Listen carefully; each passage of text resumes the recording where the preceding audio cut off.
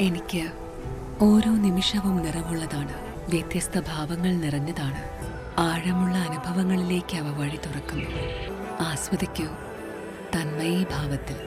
Tanmayi jewellery, Nilambur. Kalikavu junction സമീപത്ത് നിർമ്മാണത്തിലിരിക്കുന്ന ഓവുപാലത്തിൽ road ഇടിഞ്ഞു. മലയോര ഹൈവേയിൽ ഉച്ചവരെ ഗതാഗതം മുടങ്ങി. തിങ്കളാഴ്ച രാവിലെയാണ് റോഡ് ഇടിഞ്ഞ് ഗതാഗതം മുടങ്ങിയത്.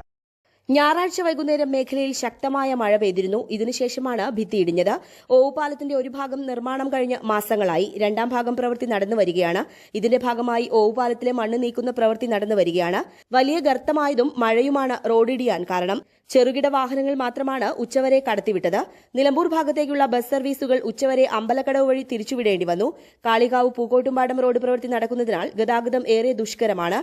ഓവുപാലങ്ങളുടെ നിർമ്മാണത്തിനിടെ കഴിഞ്ഞ ദിവസം കരാർ കമ്പനിയുടെ JCB ഓവുപാലത്തിലേക്ക് മറിഞ്ഞിരുന്നു. ഏറെ സാഹസപ്പെട്ടാണ് JCB കരക്കി കയറ്റിയത്. ഇതിന് ഏതാനും മീറ്റർ ദൂരത്തുള്ള മറ്റൊരു ഓവുപാലമാണ് ഇപ്പോൾ ഇടിഞ്ഞത്.